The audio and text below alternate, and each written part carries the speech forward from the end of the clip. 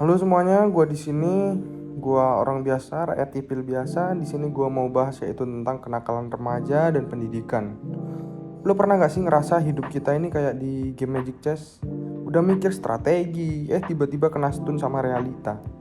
Kayak misalnya, realita bahwa anak-anak sekarang tuh makin absurd. Bukan cuma nakal, tapi kayak kalau nggak viral ya nggak sah gitu. Jadi kenapa remaja sekarang ini makin brutal? Kenapa? Salah mereka kah? Sebenarnya salah siapa? Anak-anaknya, orang tuanya, sekolahnya, lingkungannya, atau sistemnya? Yuk kita bongkar. Dulu kenakalan tuh bolos sekolah. Sekarang tawuran sambil live TikTok. Literally kayak welcome to activity day. Berangkat sekolah tapi sambil bawa celurit. Dulu mama beliin aku alat sekolah. Sekarang mama beliin aku alat perang. Wow, wow, wow, wow, wow. Zaman dulu tuh kenakalan remaja tuh nyolong mangga. Sekarang nyolong nyawa.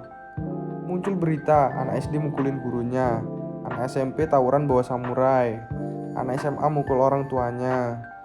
Ini kalau diterusin anak kuliah ntar mukul dosen, terus mukul presiden, terus lanjut aja itu nanti.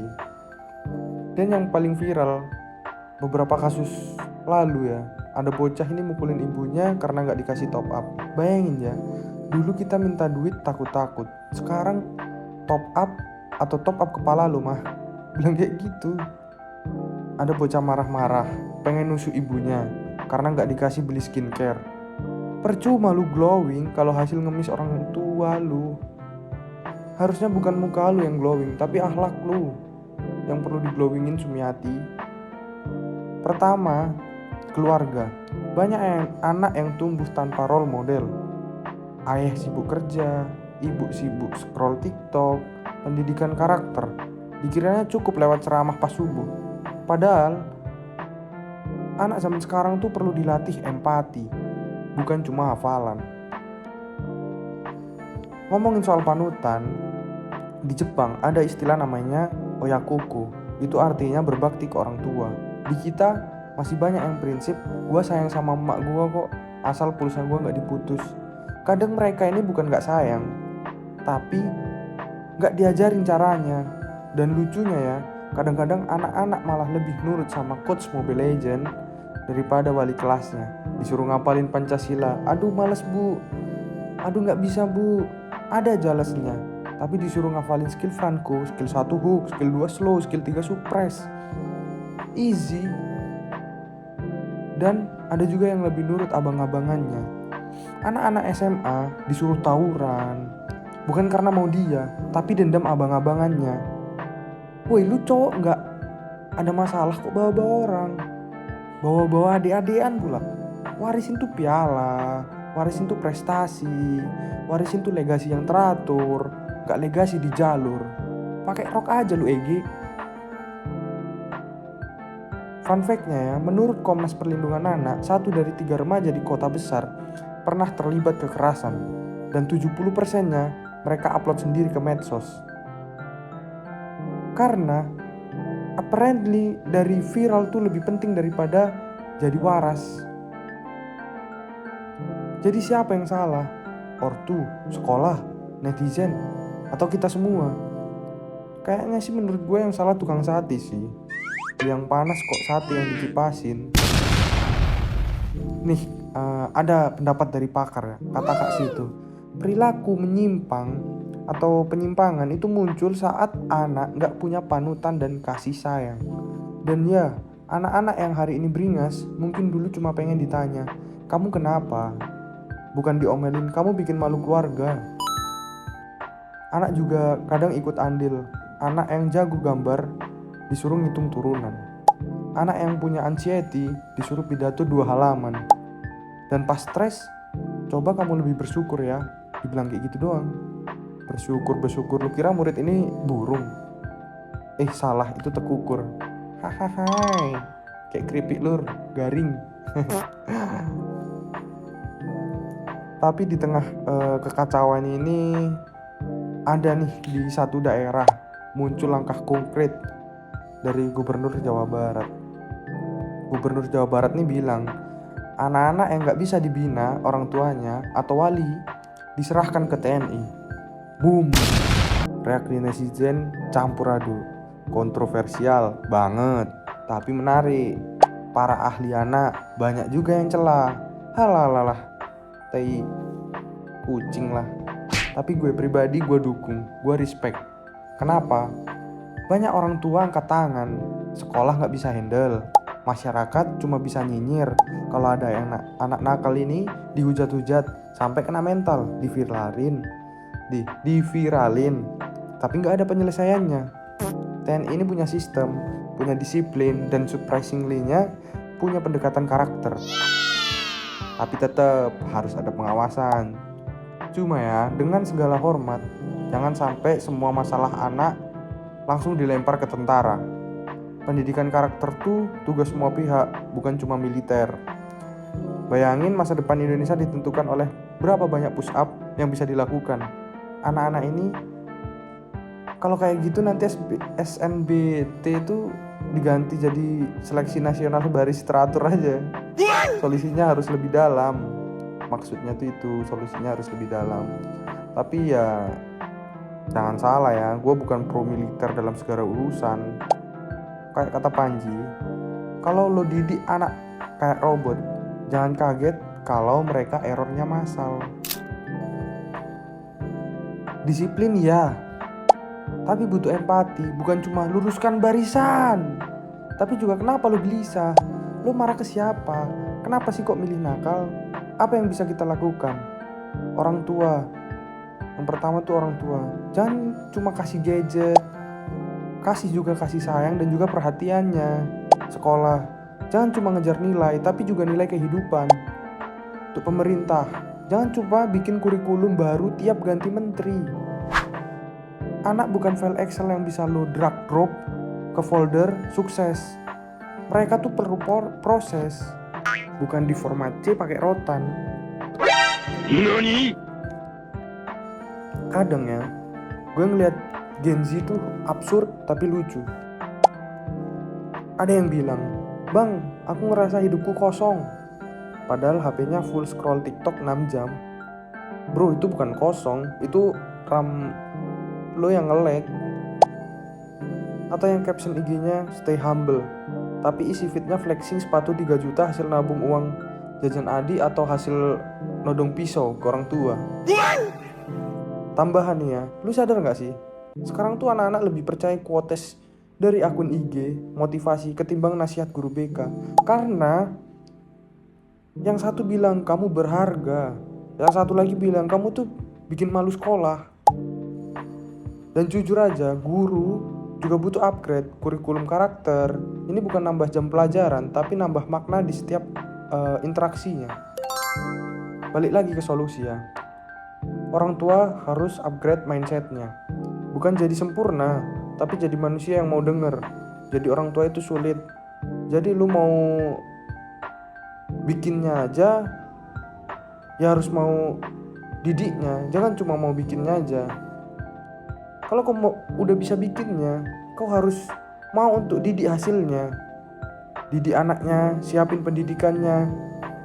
Bisa panjang nih kalau kita bahas kesiapan sebagai orang tua. Sekolah tuh yang kedua adalah sekolahnya. Sekolah fokus ke kurikulum karakter. Perlu penanaman kurikulum karakter. Ngatur emosi lebih penting daripada hafal benua Eropa. Fokus pendidikan karakter ini tentang tanggung jawab, tentang sopan santun, tentang karakter. Jangan kayak yang viral di negara Konoha kapan lalu. Malah latihan, nikah-nikahan, terus habis latihan nikah-nikahan, latihan apa? Latihan malam pertama gitu. Lu masih SMA, lu saatnya tuh latihan, gak saatnya latihan nikah-nikahan, mikirin hal tentang pernikahan. In my humble opinion ya, it's fucking bullshit of studi karakter di Konoha sana ya, di Konoha sana, bukan di sini, bukan di Indonesia, di Konoha sana. Selanjutnya tuh ada libatkan komunitas dan tokoh inspiratif, influencer, ajak edukasi, bukan cuma ngasih giveaway skincare. Udah saatnya yang viral tentang prestasi, bukan sensasi. Naikin, kasih like, kasih komen, support ke konten edukasi, konten-konten pemberi informasi ke anak-anak yang punya prestasi. Kalau lu pengen negara ini maju, jangan fokus ada gubernur selingkuh dikit, FYP-nya sampai berbulan-bulan. Boleh penyegaran, kalau emang suka drama sesekali ya boleh. Tapi diikuti secukupnya aja.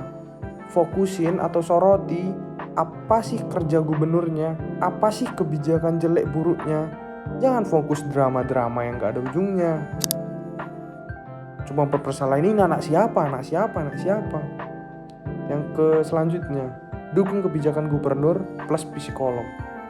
Biar anak-anak gak cuma jadi nurut, tapi ngerti kenapa harus berubah.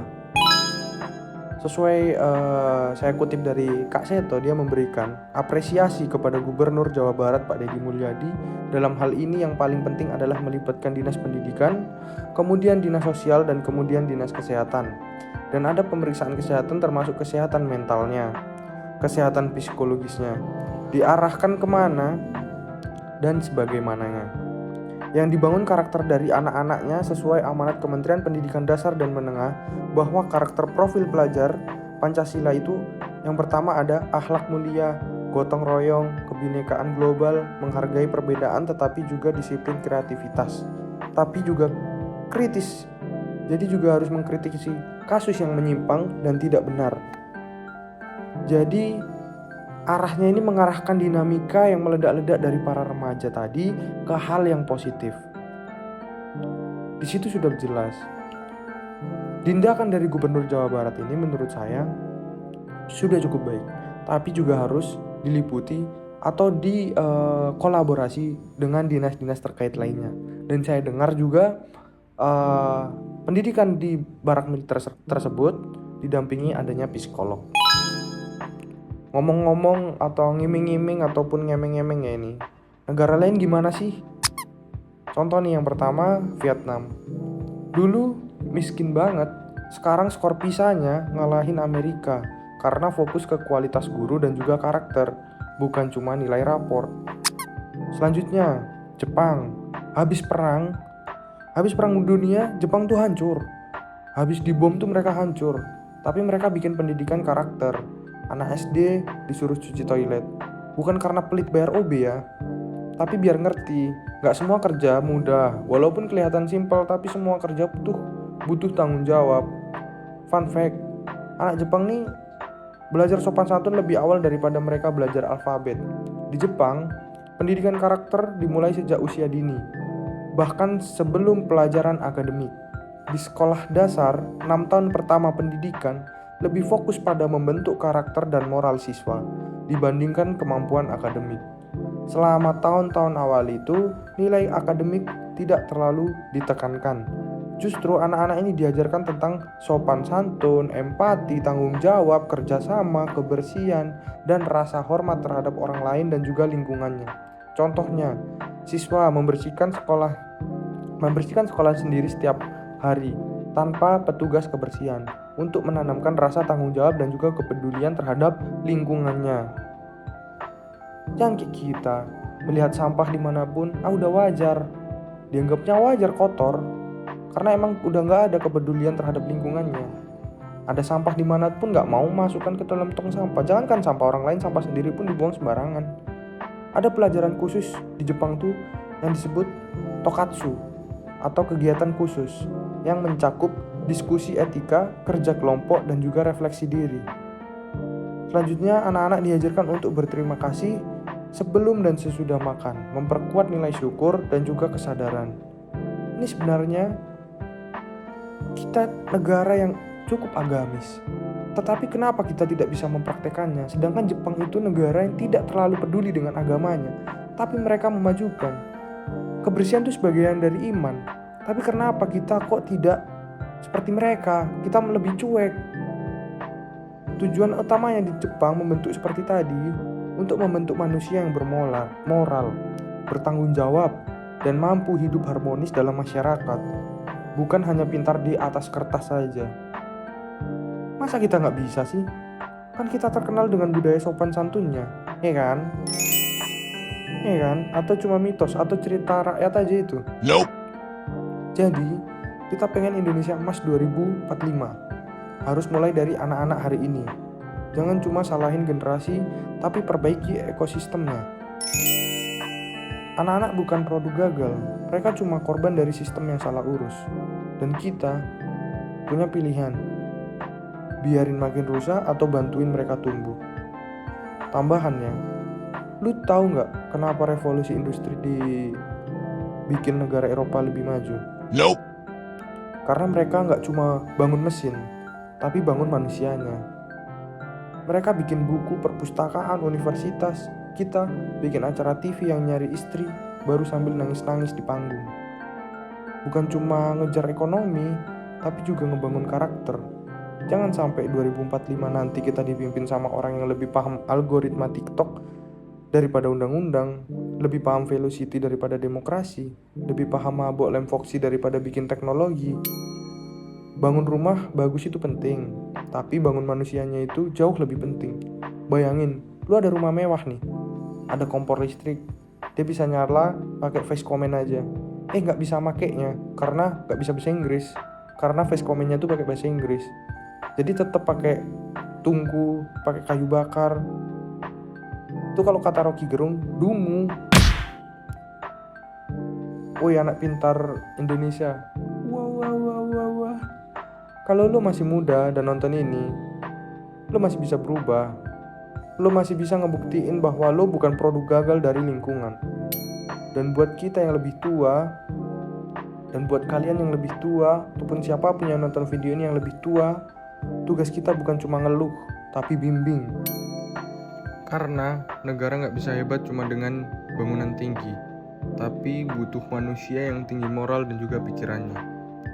Yuk mulai dari rumah, mulai dari sekolah, mulai dari kita. Sebelum kita kehilangan satu generasi lagi. Kalau lo suka konten ini, klik like, share, komen. Share juga ke teman-teman lo yang suka tawuran biar sadar. Dan jangan lupa subscribe. Karena masa depan bangsa ini bukan ditentukan sama pejabat doang, tapi sama kita semua yang mau peduli. Gua pamit, ingat yang bener gak selalu viral, tapi yang viral belum tentu bener. Sampai ketemu di episode selanjutnya. Channel edukasi buat lu bakal jadi senjata kita bareng-bareng buat selamatin satu generasi ke depan. Thank you.